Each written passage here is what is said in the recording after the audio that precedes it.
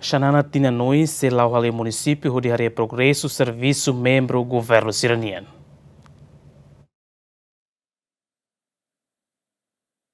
Foi no encontro semanal ao Presidente da República, Jerome Horta, Quintané, Primeiro-Ministro Caralassana Guzmão Ateten, e a Tina Rihunrua Ronores Lima, se tumba base cada fulan tolo da laída, ou de harre resultado do serviço, membro governo siraniano. Xanana Haktuir, Tina Rihunrua Ronores Lima, no dar Tina ba implementação programa governo nian, nebe aprovado e a parlamento, também membro governo sira tem que executar programa hirakne, baseia orçamento nebe promulga ona husi se estado.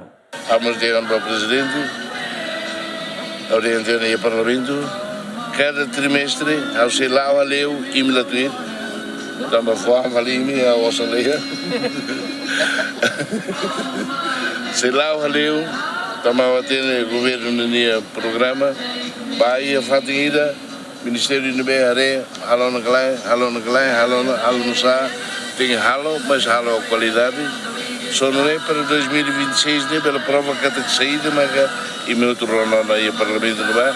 Tinha em 2024, há irregularidades para que não veia, o dia também corrige, e o livre sistema financeiro.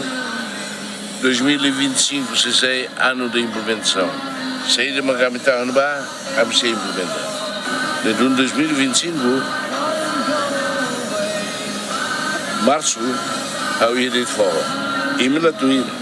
Se o governo mos promete, orçamento tinha rihunrua Ronald Lima Nian se beneficia povo li husi setor saúde no educação. Sim, benefício para o povo, né? Lá já força para o povo.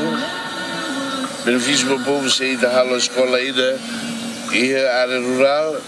O povo é também benefício, também se não a ser mas tem residência para professores, também tem que ir lá. Alocar clínica, mas benefício, né?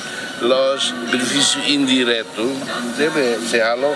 Orçamento Geral do Estado tinha rihunrua Ronores Lima, montante bilhão rua ponto nen, aprovado no Parlamento Nacional e a loron Ruanulo fula novembro, o voto a favor hatnulo recém rua, contra Ruanulo recém tolo, no abstenção zero, no orçamento refere retam promulga o Presidente da República Jerome Horta e a loron Ruanulo recém Lima fula novembro. Agostinho da Costa, Matheus Romário, GMN.